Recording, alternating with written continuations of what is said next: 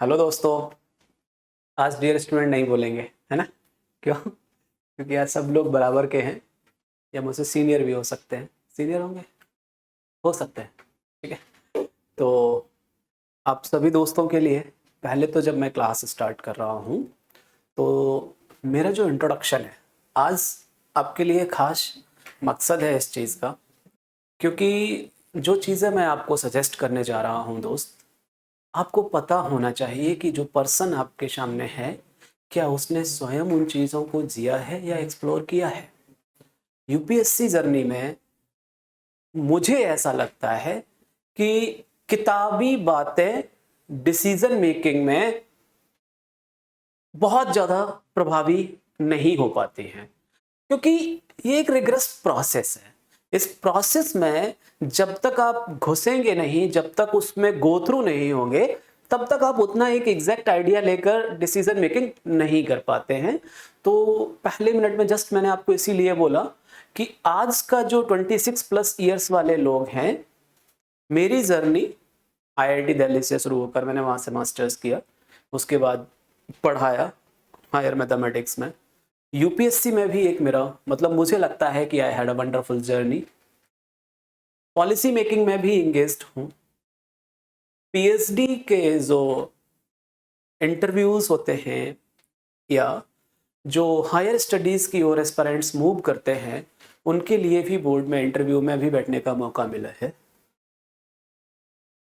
Public के साथ engage होने का भी एक अनुभव रहा है। कॉरपोरेट लाइफ में क्या क्या चीज़ें होती हैं, क्या क्या पैरामीटर्स रहते हैं, उनसे भी कई बार गो थ्रू होने का मुझे मौका मिला। तो आज के इस लेक्चर में जब मैं आपसे बात कर रहा हूं कि आप 26 प्लस साल के हो चुके हैं, तो जिस जिस कैटेगरी में आप फॉल करेंगे उसका कहीं ना कहीं एक अनुभव या कहें तो किसी ना किसी जूनियर सीनियर के थ्रू उनको जानने का एक मौका मिला है मुझे। और उन्हीं सब जानकारियों अनुभवों के आधार पर, एक्सपीरियंसेस के बेस पर मैं आज का लेक्चर आपके साथ लेकर आया हूं। ठीक है, तो जब हमारी एज 26 प्लस हो रही होती है तो हम इन डिफरेंट डिफरेंट कैटेगरीज में फॉल कर सकते हैं। ठीक है, ये कैटेगरीज जो हैं 26 प्लस साल के हो चुके हैं तो हो सकता है कि आप जॉब में हो और सरकारी जॉब में हो। ठीक है, लेकिन आप अब आईएएस बनना चाहते हैं या यूपीएससी की तैयारी करना चाहते हैं। हो सकता है आप कॉर्पोरेट जॉब में हैं। ये प्रैक्टिकली मैं आपको बता रहा हूं, आजकल जो एक मतलब सोसाइटी का प्रेशर तो हमेशा से ही रहा है। सोसाइटी का हमेशा से ही मानना रहा है कि पावर होनी चाहिए, एक रुतबा होना चाहिए। तो भले ही कॉर्पोरेट लाइफ में आप बहुत सफल हो, मैं कई सारे ऐसे मित्रों से, कई सारे ऐसे कॉन्फ्रेंसेस में रहा हूं जहां मैंने देखा कि कहीं ना कहीं जब भी मैं उनसे मिलता हूं तो मुझसे पूछते हैं, यार क्या जॉब छोड़ दूं या मैं भी सिविल्स क्यों ना करूं। तो कॉर्पोरेट वाले दोस्त भी हो सकते हैं। ठीक है, कुछ ऐसे लोग भी हैं जो विभिन्न कारणों से, एन नंबर ऑफ रीजंस में be there, they are unemployed yet, मतलब अभी तक कोई जॉब नहीं मिली है, फिर भी कुछ अच्छा करने का जज्बा उनके अंदर है और वो करना चाहते हैं। कुछ लोग ऐसे हैं जो कहीं ना कहीं एजुकेशन से रिलेटेड हैं। वो हो सकता है कि पीएचडी कर रहे हो। Please don't over react. PhDs को भी मैं मतलब कई सारे ऐसे स्टूडेंट्स हैं जिनके मन में ये ख्याल आता है कि सर मुझे यूपीएससी करना था, मेरा ड्रीम था, लेकिन मैं पता नहीं कहां आ गया। ठीक है, कुछ लोग ऐसे हैं जैसे कि मैं था, आईआईटी से निकलने के बाद पढ़ाना स्टार्ट किया और लगा कि हाँ ठीक है पढ़ाएंगे।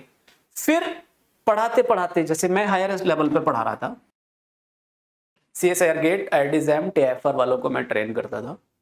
उसके बाद मुझे लगा कि मुझे यूपीएससी करना चाहिए, तो मैं इस वाली कैटेगरी में फॉल करता था। मैंने किया, उससे बहुत कुछ लेकर निकला और शायद आज आपके साथ इसीलिए खड़ा हूं। कुछ लोग ऐसे भी हैं जो इंडिया से बाहर सेटल हो गए हैं लेकिन ये जो डिजिटल रेवोल्यूशन है, या कहें तो यूट्यूब की एक जो वर्चुअल दुनिया है, उसके अंदर वो कहीं ना कहीं इंडिया से टच में रहते हैं, और वो पावर टसल, वो सारी चीजें देखकर अपनी जॉब से या तो सेटिस्फाई नहीं हैं, या जैसे गल्फ कंट्रीज के भी कई सारे एग्जांपल्स हैं हमारे पास। वो लोग अक्सर बोलते हैं कि मुझे यूपीएससी के बारे में करना है तो कैसे स्टार्ट करना चाहिए, एंड लाइक दैट। ठीक है दोस्त, तो आज के लेक्चर में ये जो मैंने कैटेगरीज रखी हुई हैं, आज के लेक्चर का मैं आपको पूरा एक प्लान बता दूं तो ये है कि एक तो आप किस कैटेगरी में फॉल करते हैं। जिस पर्टिकुलर कैटेगरी में आप फॉल करते हैं, नीचे डिस्क्रिप्शन लिंक में आपको उस मोमेंट का नीचे लिंक दे दिया जाएगा कि 5th minute onwards, let's say इस वाली कैटेगरी को मैंने एड्रेस किया है, 10th ऑनवर्ड्स इसको एड्रेस किया है, तो आपको जरूरी नहीं है कि आप इस वाली कैटेगरी को ही, जो मैं इसके डिस्क्रिप्शंस दूंगा, आप इसको समझे ही। आप जिस कैटेगरी में फॉल कर रहे हैं, आप वहां से अपने लेक्चर को देख सकते हैं। तो मोड क्या होने वाला है साथियों आज का, एक तो स्टेप 1 ये होता है कि मैं अपना mind set, how I should prepare myself to decide कि whether I have to do civil services or not. So the step 1 is dear mindset making. ठीक है, and step 2 will be, जैसे मैं आपसे कहूं, स्टेप 1 मेरा होगा mindset making का, और स्टेप 2 होगा एग्जीक्यूशन का, कि एक बार हमारा माइंड मेकअप हो गया कि मुझे सिविल्स में जाना है, तो फिर एग्जीक्यूशन कैसे हो। तो आज का ये पूरा लेक्चर इस बेस पर होने वाला है। ठीक है, तो स्टेप 1 जो हमारा है माइंडसेट मेकिंग। माइंडसेट मेकिंग करते टाइम हमें ये ध्यान रखना होगा कि हम किस कैटेगरी में फॉल करते हैं। ठीक है, there may be an number of questions को भी तैयार किया गया है आज, वो भी आपको नेक्स्ट स्लाइड्स में दे देंगे। अभी दिखाता हूं मैं आपको, चलिए। जैसे मान लीजिए किसी के दिमाग में आया कि मुझे सिविल्स करना है, तो क्या मैं जॉब छोड़ दूं, जिस भी जॉब में हूं, इधर इन द गवर्नमेंट सेक्टर और in the private corporate life और इन द टीचिंग लाइफ, तो क्या मैं ये जॉब छोड़ के यूपीएससी की तैयारी करूं। कुछ लोगों के फैमिली के फाइनेंशियल कंस्ट्रेंट्स भी रहते हैं, कुछ के नहीं रहते हैं, तो वहां दोनों ही केसेस हो सकते हैं कि you are financially well off और नॉट। ओके डियर, या ये भी क्वेश्चन बहुत ज्यादा लोगों ने मुझसे कोरा पर पूछा है, जो लोग पीएचडी में एंटर करते हैं। देखिए आप लोग, पीएचडी एंड सिविल सर्विसेज, एक साल के लिए सिविल सर्विसेज प्रिपरेशन में मुझे फुल डेडिकेशन के साथ जाना चाहिए या नहीं, या मैं पीएचडी के साथ में करूं, या सेपरेटली पहले सिविल्स कर लूं फिर पीएचडी में जाऊं। एक बहुत ही हॉट क्वेश्चन आप कह सकते हैं, कोरा पर फर्स्ट टाइम मैंने फेस किया था, कि can PhD be a good backup for the civil services. Honestly बोलूं दोस्त, तो इस क्वेश्चन को देखकर ना कुछ टाइम के लिए मेरा दिमाग हिल गया था। मैं ये सोच रहा था कि यार ऐसा कैसे, मतलब क्या PhD is just like an elementary education degree? PhD means a lot. I was into the research. I did my all those projects in statistical methods, data analysis and all. तो मैं ये समझता था कि यार वो तो खुद में एक बहुत बड़ा चीज है, उसके बाद सिविल्स में लोग क्यों जाना चाहते हैं। तो फिर मुझे यहां पर समझ में आया कि पीएचडी, मैं चूंकि आईआईटी के साथ इंगेज था, आईआईटी दिल्ली में था, तो मेरे लिए इसके मायने अलग थे। लेकिन बहुत सारे लोग, जो लोग रीजनल यूनिवर्सिटीज में पीएचडी करते हैं, तो कई बार, सॉरी टू से, बट ये मैंने थकान या फ्रस्ट्रेशन उनके अंदर देखा है कि वो पीएचडी को बहुत ज्यादा, मतलब ऐसा नहीं लेते हैं कि ये कोई एक, it is going to groom their career, their life and all. तो वो मतलब पीएचडी जस्ट एक डिग्री चल रहा है उनका। तो इस टाइप के लोग भी होते हैं जो सिविल्स के बारे में सोचते हैं। अदरवाइज जो लोग अपने पीएचडी के बारे में कहें तो किसी अच्छे इंस्टीट्यूशन में, किसी रेपुटेटेड इंस्टीट्यूशन में वो पीएचडी कर रहे हैं, तो generally they don't think about UPSC. Okay, तो मैंने क्यों कहा कि इस क्वेश्चन को देखकर हिल गया था, उसका रीजन सिर्फ इतना था कि मुझे लगता था कि पीएचडी एक खुद में बहुत बड़ा अचीवमेंट है, तो लोग यूपीएससी क्यों करेंगे, लेकिन फिर भी यहां लोग होते हैं, तो उनको कैसे अपना माइंड मेकअप करना चाहिए, उनकी माइंडसेट क्या होना चाहिए, कुछ क्वेश्चंस और उठाने की कोशिश करता हूं मैं। ये भी एक, खासकर कहूं तो अभी यूट्यूब वाला जो एक एरा स्टार्ट हुआ है ना दोस्त, लेक्चर थोड़ा सा आज लंबा होगा, और मुझे लगता है कि मैच्योर्ड लोग चूंकि आज हैं हमारे साथ, तो वो पेशेंस के साथ इसको सुनेंगे, क्योंकि ये वो लाइफ है जिसको मैंने जिया है, केवल किताबों से पढ़ के आपके सामने नहीं बोल रहा हूं, जो प्रैक्टिकल एक्सपीरियंसेस हुए हैं उनको यहां आपके साथ आज साझा कर रहा हूं, तो थोड़ा सा पेशेंस रख के ट्राइडो का पाबंदी। ओके, चल, तो कई सारे लोग इस कैटेगरी में भी हैं जिनको लगता है कि Miss Anu Kumari AIR 2 2017 I guess 2018, Anudeep 17 years, तो उन्होंने क्या किया, 30 साल की एज में जब उनके पास 2 अटेम्प्ट थे एज वाइज, उन्होंने क्विट किया जॉब को, अपने आप को आइसोलेट किया और पहले अटेम्प्ट में क्लिक किया।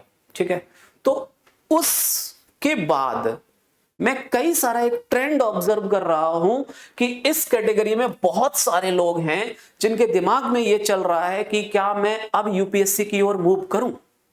हो सकता है वो अच्छी जगह कहीं सेटल है, फिर भी जो वो पावर टसल है ना एक इंडिया में, सोसाइटल है ना, उसकी वजह से, या निगेटिव मत लीजिए, बहुत सारे जेन्युइन लोग भी हैं जिन्होंने पास से किन्हीं चीजों को ऑब्जर्व किया है और उन्हें लगता है कि सिविल सर्विसेज के through they can really do something wonder for the sake of society, to improve the nation, to strengthen the nation, and to give their part in the nation's development।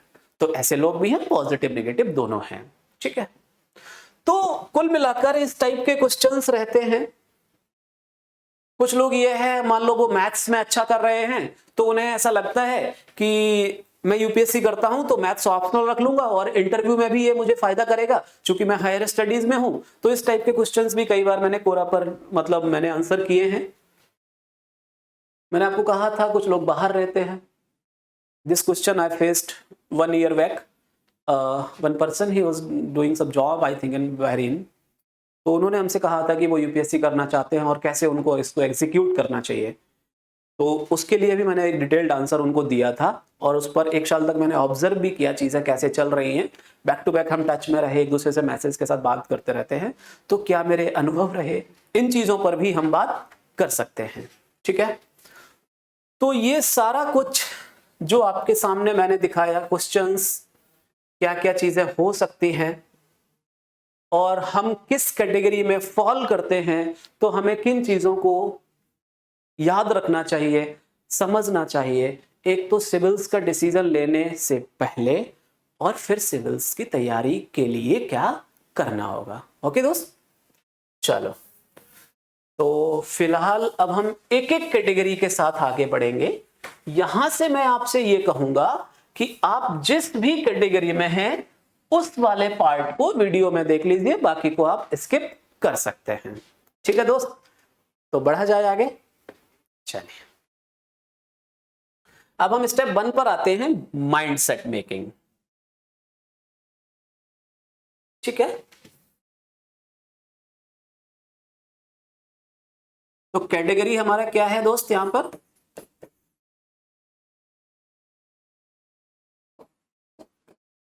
जो लोग किसी ना किसी government job में हैं।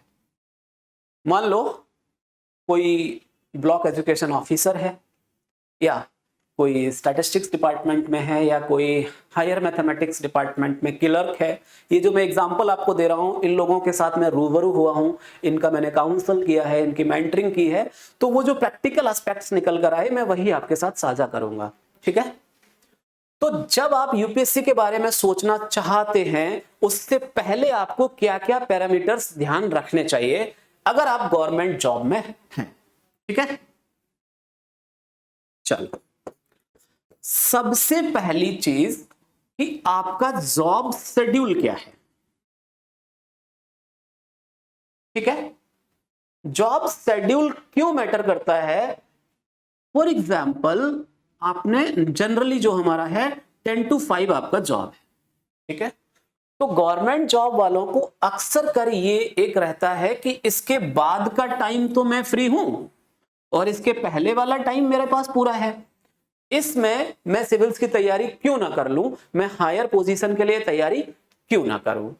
ठीक है, कुछ लोग यहां पर ऐसे भी होते हैं, ऑफिस टाइमिंग में भी उनको कुछ टाइम ऐसा मिल जाता है कि भाई मेरी मीटिंग्स वगैरह रहती हैं या मुझे जो ज्यादा काम रहता है वो मैं 10 से 2 बजे तक निपटा लेता हूं और यहां पर भी मैं 2 घंटे अपनी पढ़ाई के लिए निकाल सकता हूं। प्रैक्टिकली मैं बता रहा हूं, जैसे मेरे एक स्टूडेंट हैं दिनेश, वो अभी रेलवे में है। ठीक है, आईआईटी एग्जाम में मेरा स्टूडेंट रहा था, आईआईटी रुड़की उसने स्किप किया था। तो इसके दिनेश के साथ जब मेरी बात हो रही थी तो उसने बताया कि सर जब मैं अपने डिपार्टमेंट में जाता हूं तो मेरे पास अभी चूंकि ट्रेनिंग में था तो कि काम तो बहुत ज्यादा नहीं रहता है स्टार्टिंग में, तो मैं पढ़ने लगा। जब वो पढ़ने लगता था तो उसके जो सीनियर्स थे, ठीक है, यहां पर एक बहुत ही मतलब मैं आपको कड़वा सच भी बताना चाहूंगा कि अगर आप किसी रिजर्व्ड कैटेगरी से हैं तो अक्सर लोग आपको, मतलब सॉरी टू से बट ये रियलिटी है, ये प्रैक्टिकल है, अक्सर लोग आपको हे दृष्टि से देखते हैं कि अब ये बनेंगे आईएएस, है ना। तो आपके ऑफिस का जो कल्चर है, वहां जो आपके सीनियर लोग हैं वो कई बार आपको डिमोरलाइज करने की कोशिश भी करते हैं। They only want to destabilise you कि आप मेरे अंडर में काम करने आए थे, कैसे मेरे ऊपर पहुंच जाए, ये एक साइकोलॉजी रहती है। तो दिनेश जी से मुझे बात करते टाइम इस चीज का प्रैक्टिकल अनुभव हुआ कि कैसे वो बच्चा स्ट्रगल किया। उसके पास टाइम होता था, उसका माइंड मेकअप था पूरा कि वो पढ़ाई करेगा, उसके साथ में कंटिन्यू करेगा, लेकिन ये जो बीच बीच में उसके ऑफिसर्स जबरदस्ती आके कोई एक्स्ट्रा काम दे देना या कुछ ऐसा मोरल प्रेशर बना देना या कुछ कमेंट पास कर देना, तो जो लोग गवर्नमेंट जॉब में हैं उनको ये प्रॉब्लम भी आती है। तो जब आप यूपीएससी के बारे में डिसाइड करना चाहते हैं दोस्त, तो आपके लिए ये भी एक फैक्टर रहेगा। ठीक है, इसको काउंटर कैसे करना है ये आपको देखना होगा। जैसे कि दिनेश ने सोच लिया,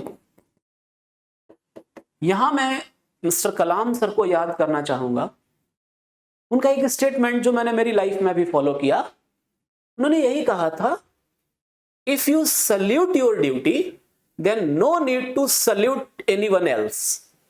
अगर आप अपने कर्तव्य से, अपने कर्म से, अपनी ड्यूटी से प्यार करते हैं, उसको सल्यूट करते हैं, तो आपको किसी और को सल्यूट मारने की जरूरत नहीं पड़ेगी। तो मैंने खुद भी अपनी लाइफ में वो फॉलो किया। बहुत ज्यादा चापलूसी करने की आदत छोड़ दीजिए कि मैं इसको प्यार से डील करूंगा तो ये मुझे पढ़ने देगा। Put it aside, this doesn't work actually. जब पर्सनल रिलेशंस बन जाते हैं ऑफिसर से, फिर वो अपने काम और आपसे करवाने लगते हैं। तो फ्रैंकली स्पीकिंग उस चीज पर मत चाहिए। क्या कीजिए, अपनी ड्यूटी पर बाउंड रहिए कि जो मेरा टास्क है मैं उसको कंप्लीट करके दूंगा बाय हुक और क्रुक। ठीक है, मुझे किसी से बहुत ज्यादा फेवर नहीं चाहिए क्योंकि वो फेवर बाद में बहुत ज्यादा पे करना पड़ता है। जब आप अपनी ड्यूटी, अपने टास्क को फुलफिल करने लगेंगे दोस्त, तो पता है आपके साथ क्या होगा। आपने अपना काम कर दिया, अभी आप एक स्ट्रेट फॉरवर्ड बोल सकते हैं कि sir okay, I have done my job, I don't need to compromise with something else. तो यहां आपका जो भी टाइम बचेगा उसको आप अपनी पढ़ाई में मैनेज कर सकते हैं। मतलब अभी आप माइंड मेकअप कर रहे हैं, यूपीएससी करना है कि नहीं करना है, तो यहां से कुछ टाइम आप निकाल सकते हैं। ऐसे मेरे एक सीनियर हैं, बड़े भैया हैं, बीके भैया, वो एफसीआई में थे। उन्होंने भी मुझे अपने अनुभव साझा किए कि यार हाँ उपेंद्र, ये डिपार्टमेंट में चीजें होती हैं। उन्होंने भी कई बार ऐसा करने की कोशिश की, लेकिन वो दोनों जगह कंप्रोमाइज करने की वजह से ना फिर वो एग्जाम में कन्वर्ट नहीं, मतलब रिजल्ट में चीजें कन्वर्ट नहीं हो पाती हैं। तो जो लोग गवर्नमेंट जॉब में हैं, पहले माइंड मेकअप, एक तो ऑफिस से निपटना, ठीक है, जॉब आपका कल्चर क्या है। एक और चीज मैं अगर आपको बताऊं, मैं पेंसिल का कलर चेंज करता हूं थोड़ा सा, पता है क्या होगा, शादी। ठीक है जब आप जॉब में आ जाते हैं तो अक्सर ये सोसाइटी का प्रेशर आता है, या कई लोगों का खुद का भी होता है कि यार अब हो गया बहुत, शादी करते हैं, आराम से सेटल होंगे और एंजॉय करते हैं लाइफ को। ठीक है, अच्छा है, उसमें कोई बुरा नहीं है कि हाँ जबरदस्ती आपको मतलब जेम्स बॉन्ड बनना है, नहीं, आपका जो प्लान है उसको क्लियर रखिए। तो ईदर यस और नो, ठीक। यहां बीच वाला कुछ मत रखिए कि मेरी एक महिला मित्र हैं, उनके साथ मैं कॉम्प्रोमाइज करूंगा और वो मतलब मेरी पढ़ाई में भी सहायता करेंगी। भैया ये बहुत रेयर होता है, ठीक है, बहुत रेयर है। तो महिला मित्रों के भरोसे यूट्यूब पे देख के यूपीएससी डिसाइड ना करें, मेरा आपको पर्सनल सजेशन है।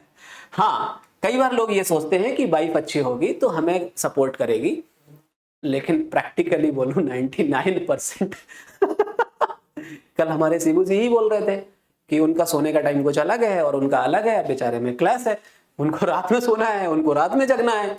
तो हंसने की बात नहीं है दोस्त, अगर आज इस लेक्चर को कर रहे हैं तो प्रैक्टिकल चीज बता रहा हूं कि शादी भी एक बड़ा डिसीजन होता है। आप डिसाइड कर लीजिए कि आपको करनी है या नहीं करनी है, कितने साल तक नहीं करनी है, ठीक है। तो बीच में मत बोलिए कि इधर पे साइंस टेक और आईआर पढ़ रहे हैं, उधर से रिश्ता आ रहा है, ठीक है, तब मन में तो चल रहा है कि क्या साला रसिया से ब्याह कर लिया जाए तो अब इंटरनेशनल संबंध तो सुधर जाएंगे, लेकिन यहां अपना क्या होगा, फिर वो कहेगा यहां पे आ जाओ।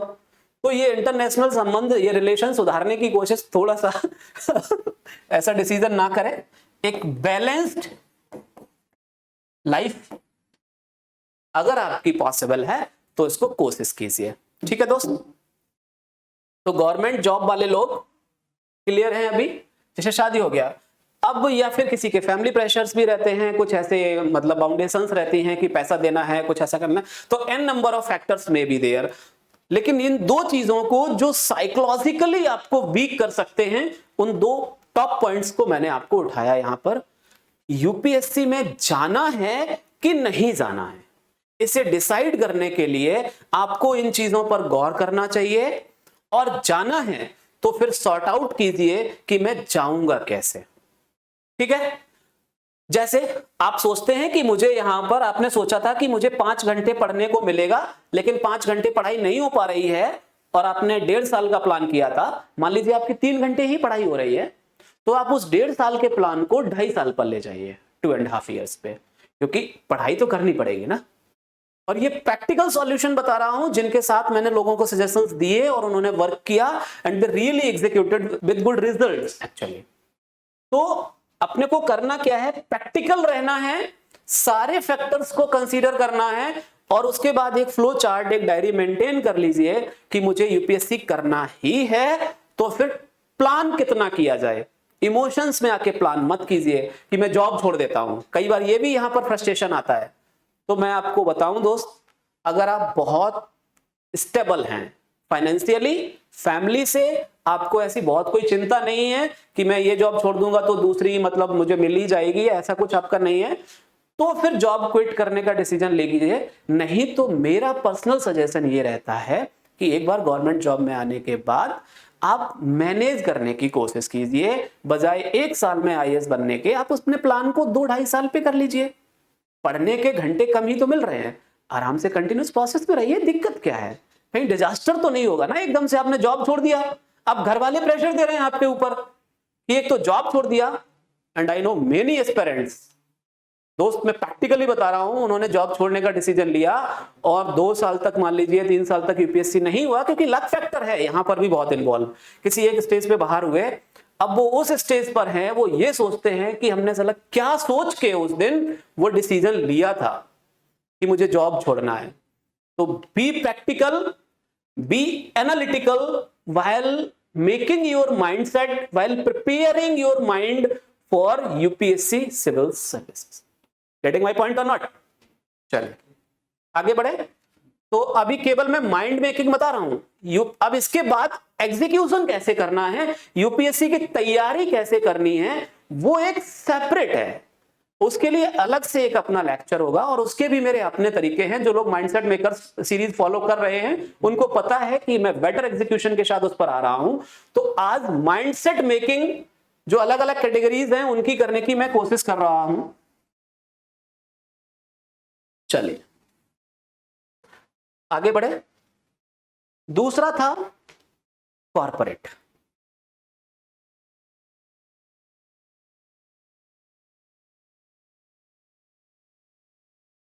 कॉर्पोरेट लाइफ बहुत अच्छा अनुभव है। यहां पर भी प्रैक्टिकली ही बोलूंगा। कई सारे दोस्त मतलब इंडिया और इंडिया से बाहर भी सेटल हैं, लेकिन मतलब मैं खुद का ही बोलूं ना, जब वो मुझे इतना लिवली देखते हैं ना कि ये बंदा करता क्या है, एक पैर इसका इटावा से 50 किलोमीटर दूर एक गांव में रहता है, दूसरा पैर निर्माण आईएएस में रहता है, तीसरा पैर आईआईटी में रहता है, तो वो मतलब तीसरा चौथा तो मेरे पास नहीं है, दो ही है। कहने का मतलब सेंस समझिए कि इतना जब मैं लिवली रहता हूं, हर दिन अपनी जिंदगी को जीने की कोशिश करता हूं, तो मेरे कई सारे कॉर्पोरेट वाले दोस्त मुझसे कहते हैं कि यार क्या मैं भी जॉब छोड़ दूं, मैं भी आऊं यूपीएससी का थोड़ा अनुभव लूं। ठीक है, कई सारे दोस्त ऐसे हैं जिनको ऐसा लगता है कि यार कॉर्पोरेट लाइफ ना बहुत हर दिन एक नया चैलेंज है। मतलब उनको ऐसा लगता है कि जब मैं सिविल सर्विसेज में आ जाऊंगा तो एक अच्छी शांति सी लाइफ होगी और कोई टेंशन नहीं होगी। तो दोस्त एक बात बोलूं, बदल गया है युग अब। Mister prime minister Modi ji आ चुके हैं, तो ऐसा बिल्कुल भी मत सोचिए कहीं अगर यूपी में आ गए तो समझ ही रहे हैं, तो काम नहीं करना पड़ेगा। ये मत सोचिए कि कॉर्पोरेट से इधर आएंगे तो वर्कलोड कम हो जाएगा, वर्कलोड कम नहीं होगा। यहां जो मार पड़ती है ना वो लगातार पड़ेगी आप पर। ठीक है, फ्रीक्वेंट ट्रांसफर्स एंड ऑल। अभी उस दिन ही क्षितिज से मेरी बात हो रही थी, शायद क्षितिज सजल का ब्रदर स्टूडेंट रहा है, तो क्षितिज बता रहा था कि सर मैं मतलब सोच रहा हूँ ऐसे कॉर्पोरेट छोड़ के, या उसका पीएचडी प्लान भी था। तो उसके साथ डिस्कशन में पता क्या निकल कर आया, कॉर्पोरेट लाइफ वाले मंडे टू फ्राइडे, मतलब इनकी दुनिया क्या है, काम काम सिर्फ काम। ठीक, अगले सैटरडे संडे को ये राहुल सांकृत्यायन बन जाते हैं, यात्रा वृतांत है ना। यात्रा करना या इधर उधर घूमना इनकी लाइफ का पार्ट हो जाता है। तो 5+2 इनका ऐसा ही साइकिल चलता है ना, जैसे यूपीएससी में चलता है ना, प्री मेंस इंटरव्यू, नहीं हुआ तो फिर से प्री मेंस इंटरव्यू, है ना, तो इनका भी यही चलता है। जब ये 2 दिन में फ्री होते हैं ना, यहां पर सैटरडे संडे को, तो ये मुझसे बात करते हैं।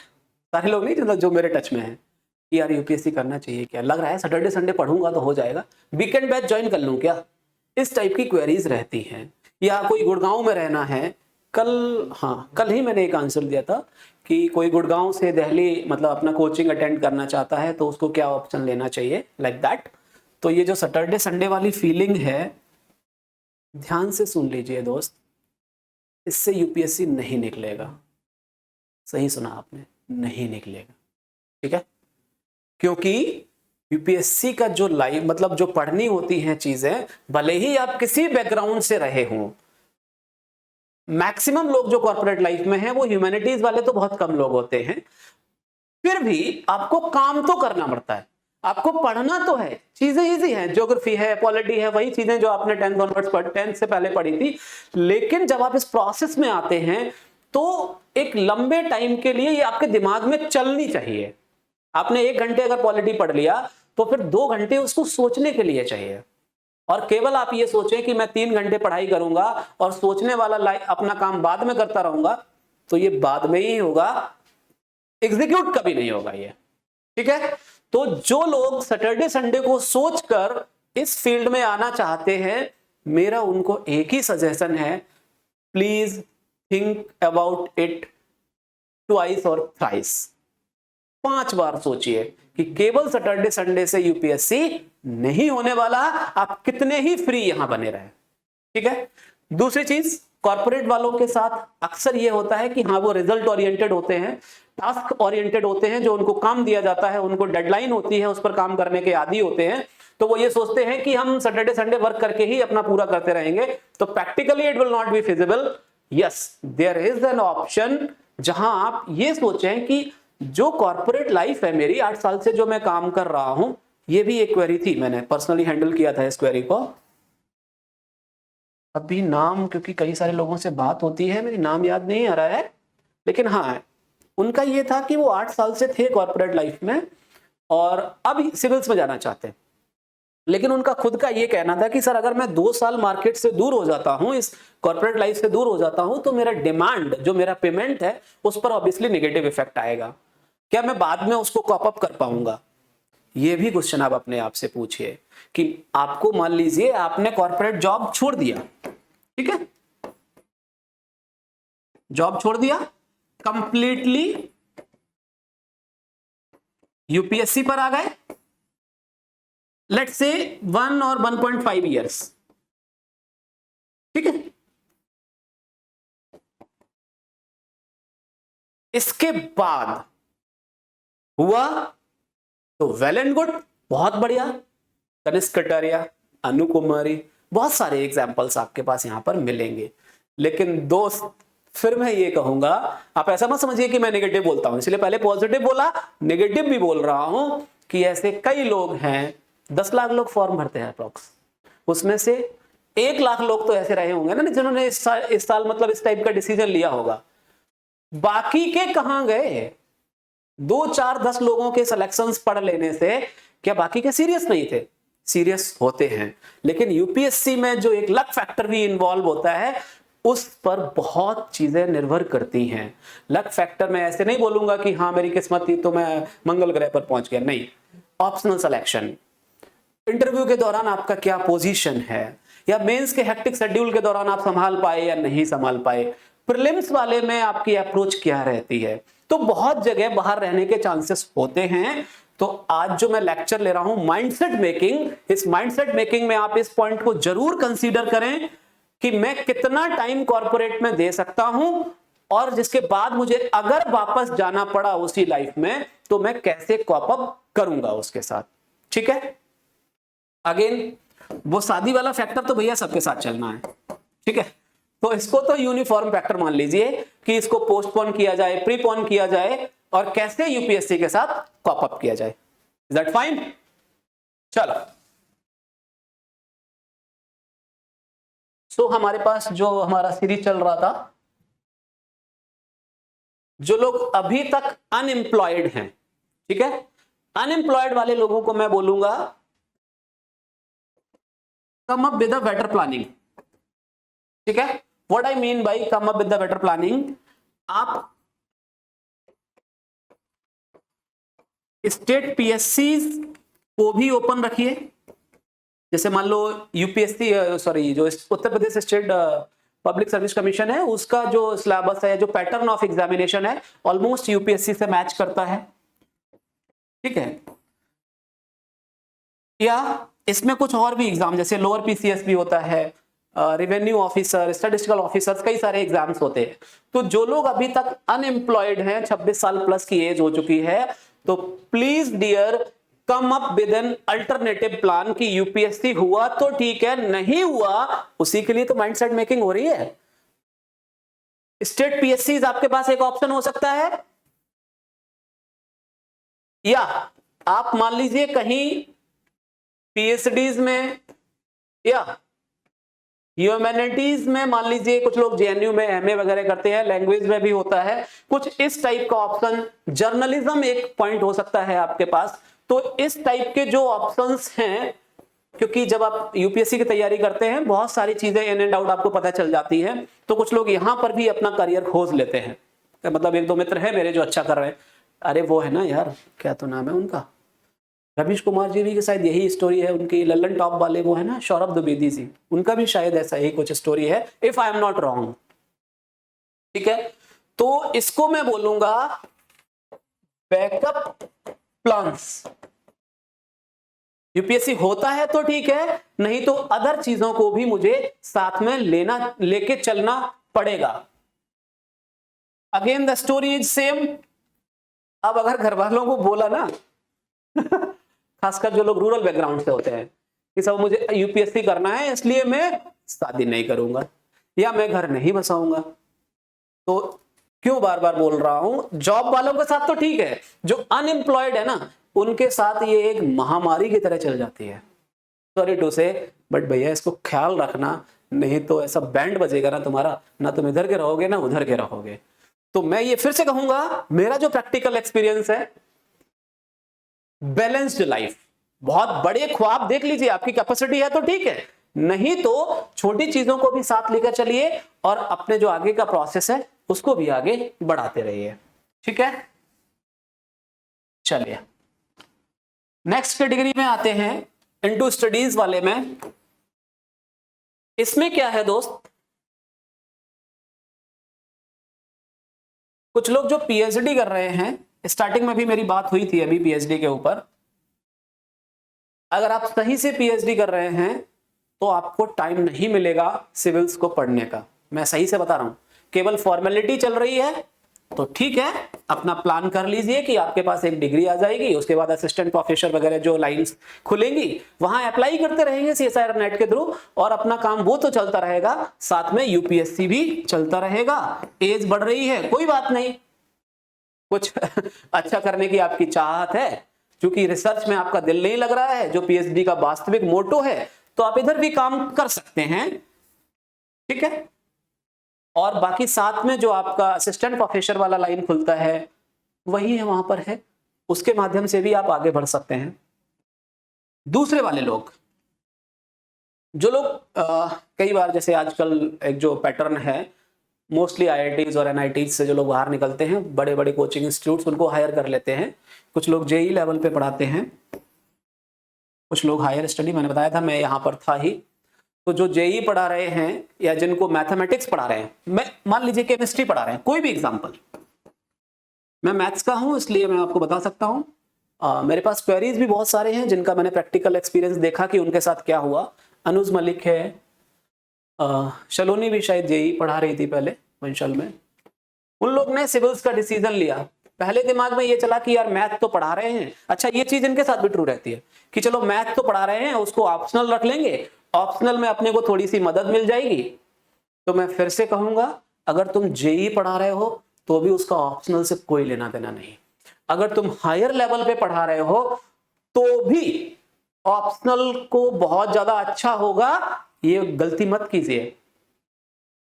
प्रैक्टिकल आपको अगर मैं बताऊं, मतलब जो कहूं तो रिजल्ट बेस्ड या आउटकम बेस्ड बताऊं, जो बीटेक वाले हैं वो लोग ऑप्शनल मैथ्स में अच्छा क्यों करते हैं, क्योंकि यूपीएससी ऑप्शनल जो है वहां पर बीटेक या बीएससी टाइप का नॉलेज रिक्वायर्ड होता है। जब आप हायर में पढ़ा रहे हैं तो ज्यादातर कॉन्सेप्ट पे काम करते हैं, थ्योरम्स पर काम करते हैं, जो लोग कर रहे हैं उनको समझ में आ रहा होगा, है ना। जेई में पढ़ा रहे हैं तो इसका उससे कुछ बहुत ज्यादा लेना देना नहीं, क्योंकि इसका सिलेबस अलग है और ऑप्शनल का अलग है। तो केवल कि मुझे ऑप्शनल में सहायता मिलेगी और मैं बाकी में फोड़ दूंगा, इस वाली फीलिंग के बेस पर नौकरी छोड़ के यहां मत लग जाइए, या नौकरी के साथ कॉप अप करने की कोशिश करेंगे तो कोचिंग में पढ़ाने का मतलब यह होता है कि आपको वहां परफॉर्मेंस अपनी अच्छी रखनी है, नहीं तो जॉब भी जाएगी और यूपीएससी भी जाएगा। तो माइंड मेकअप करके रखिए कि मुझे करना क्या है लाइफ में, एक से तो कंप्रोमाइज करना पड़ेगा। ठीक है, last but not least is, जो लोग इंडिया से बाहर हैं, कई बार उन्हें एक दिमाग में फितूल आता है कि मैं भी कर सकता हूं, तो उनको मेरा सिर्फ एक सजेशन है कि प्रॉपर प्लानिंग के साथ, जो कॉर्पोरेट वाला मैंने एग्जांपल बताया था आपको, कॉर्पोरेट वाली जो कैटेगरी थी, उस वाली कैटेगरी को आप वापस से देख सकते हैं और प्रॉपर प्लानिंग कीजिए कि मुझे कैसे क्या करना है, क्या क्या सेक्रीफाइसेस करने पड़ेंगे इस चीज के लिए, और क्या वो सेक्रीफाइसेस वर्थ हैं एक्चुअली, कि मैं ऑलरेडी उनसे ऊपर हूं और मैं क्यों उस चीज में जाऊं। तो केवल पावर टसल के ऊपर वो उस टाइप का मुझे नहीं लगता करना चाहिए। हाँ, अगर आपको कुछ इनोवेटिव चीजें हैं आपके दिमाग में है कि मैं सिविल्स में जाके बहुत अच्छा कर सकता हूं, मुझे कुछ लोगों की लाइफ में बदलाव का एक कारक बनना है, एक फैक्टर बनना है, then it's okay, you can go for that. So एक ओवरऑल पिक्चर मैंने आपके साथ ड्रॉ करने की कोशिश किया आज के इस लेक्चर में दोस्त। हो सकता है इन कैटेगरीज के अलावा आपकी कोई कैटेगरी रही हो कि नहीं सर मैं तो इन सब में ही फॉल नहीं करता, तो नीचे कमेंट बॉक्स का एक प्रावधान देता है यूट्यूब, उस प्रावधान का उपयोग कीजिए use that comment section and tell me in which category you fall actually. ठीक है, तो जो माइंडसेट मेकिंग का ये जो लेक्चर मैंने आज आपके लिए बनाया है, स्टेप 1 है केवल। आप लोग केवल ये समझ लीजिए कि मेरा को माइंडसेट कैसे बनाना है, कैसे तैयार होना है, यूपीएससी में जाना है या नहीं जाना है। ठीक है, इन कैटेगरीज के अलावा आप किसी कैटेगरी में हैं तो नीचे लिखकर हमें बता दीजिए कि सर मेरे साथ ये चीज है, तो मैं उसको भी एड्रेस करने की कोशिश करूंगा। कोशिश क्या, पूरी टीम लगी होती है इस पर, सारी चीजें हम प्लान करते हैं और फिर उसको भी नेक्स्ट लेक्चर में लेकर आएंगे। ठीक है दोस्त, तो जो हमारा पार्ट था, क्वेश्चंस भी मैंने आपको दिए वहां पर। अब ये जो एग्जीक्यूशन वाला पार्ट है, चूंकि लेक्चर बहुत ज्यादा लंबा हो जाएगा और मेरा पिछले 2-2.5 साल से, वैसे तो मैं हायर स्टडीज में ही रहा हूं, उसके बाद यूपीएससी का भी मेरा वंडरफुल जर्नी रहा। यहां पर जो मैंने एक्सपीरियंस गेन किया है वो मेरा यही कहता है दोस्त कि पहले ही दिन आपको ये बता देना कि यूपीएससी मुझे करना चाहिए या नहीं, और करना है तो कैसे करना है। जो एग्जीक्यूशन वाला पार्ट है, हाउ, ठीक है, prelims, mains, personality, that's called interview, इन चीजों पे कैसे काम करना है, क्या मुझे एक्स्ट्रा बुक्स पढ़नी है, क्या मेरा जॉब के साथ या एज के साथ जो मैच्योरिटी लेवल है वो मुझे यहां हेल्प करेगा, डेफिनेटली करेगा। Being on positive note, yes it will. Actually आपकी पर्सनालिटी में वो चीज साफ झलकती है आप जब चीजों को एग्जीक्यूट करते हैं। लेकिन यूपीएससी के बारे में हिंदी में लिखूंगा, बाकी समझ जाइए। रट्टा प्लस ज्ञान, ये दोनों चीजें चाहिए हमें। और जैसा कि हम जानते हैं कि बचपन में हम ज्यादा आसानी से चीजों को रट लेते हैं, बाद में जैसे जैसे मैच्योरिटी आती जाती है रटने की पावर थोड़ी सी कम होती जाती है। कोई बात नहीं, इसको भी थोड़ा इंप्रूव करने की टेक्निक्स होती हैं, नॉलेज आप बेटर एक्वायर कर सकते हैं। तो पॉजिटिव्स भी हैं, नेगेटिव्स भी हैं। 26+ ऑफ ईयर्स वाले जो लोग हैं, एग्जीक्यूट कैसे करना है इस पूरे प्लान को मैं फिर से बताऊं। ये जो पूरा माइंडसेट मेकर्स का सीरीज टीम निर्माण आईएएस आपके सामने लेकर आए हैं, इसका पर्पस यही है कि लोग जो गलती करते हैं ना, सीधा वीडियो देखा और तैयारी में जुट गए 3-4, अच्छा बताओ सही बोल रहा हूं कि नहीं? आप जो लोग देख रहे हैं ना, आप में से कई सारे ऐसे लोग होंगे 4-4, 5-5 महीने एनसीईआरटी पढ़ने के बाद फिर बोले पहली बार में तो समझ में अच्छा लगा, कुछ नया चल रहा है, उसके बाद बोले क्या बकवास है ये यार, हटाओ इसको, ये नहीं होगा हमसे, और छोड़ दिया। तो ये 4-5 महीने क्यों वेस्ट किया आपने? कुछ नया बहुत ज्यादा ज्ञान इकट्ठा कर लिया? नहीं। तो जो माइंडसेट मेकिंग है, मुझे लगता है कि this person is actually made for you guys, कि पहले माइंडसेट मेकिंग तो आप कीजिए। एग्जीक्यूशन तो मैंने भी किया है, उसका एक्सपीरियंस मुझे भी है कि पॉलिटी पर कैसे काम करना है, पर्सनालिटी के लिए कैसे काम करना है, उस पर हम बाद में बात करेंगे। पहले माइंड मेकअप तो कर लीजिए कि यूपीएससी करना है या नहीं करना है। तो जो नेक्स्ट लेक्चर होगा उसमें स्ट्रैटेजी पर बात होगी। सैटरडे रात 8 बजे ये सीरीज चल रही है हर वीक में। तो आप कमेंट बॉक्स में ये जरूर बताइए कि आप किस कैटेगरी में फॉल कर रहे हैं और आपके अनुभव क्या रहे। दोस्त, ये मैं लिखने को पता क्यों बोलता हूं, कई बार हमारे मैसेजेस भी बहुत सारे पड़े रहते हैं। ये लिखने को इसलिए बोलता हूं क्योंकि इससे आपके साथ साथ ना लाखों लोगों को फायदा होता है। बहुत सारे लोग कमेंट बॉक्स में रिव्यूज पढ़ते हैं, उनको भी लगता है कि यार अपने जैसा कोई और भी है ना। तो फिर आप हमें जरूर बताइए और उन क्वेरीज को हम एड्रेस करने की कोशिश करेंगे। अच्छा, one more thing, PhD is a good backup और नॉट? मुझे जॉब छोड़नी चाहिए या नहीं? मैं गुड़गांव से दिल्ली ट्रैवल करना चाहिए या नहीं कोचिंग के लिए? केवल इस टाइप के सारे क्वेश्चंस के आंसर कोरा पर मैंने डिटेल्ड आंसर्स लिखे हुए हैं। आप चाहें तो नीचे जो कोरा का लिंक दे रखा है, निर्माण का कोरा स्पेस, आप उसको फॉलो कर लीजिए और वहां पर वो डिटेल्ड आंसर्स भी आपको मिल जाएंगे। तो आज के लेक्चर को यहीं पर विराम देते हैं। आशा करता हूं कि आज के इस लेक्चर से माइंड मेकिंग में लोगों को एक अच्छा तरीका या अच्छा मेथड मिला होगा। सारी चीजें मेरे अनुभव के आधार पर थी, मेरे एक्सपीरियंसेस के बेस्ड पर थी। बाकी rest, if you think something is left, please go in the comment box and leave your message, leave your words there. So don't worry, don't hesitate, get in touch with us, be at Nirman IAS, always there for you guys. Good luck.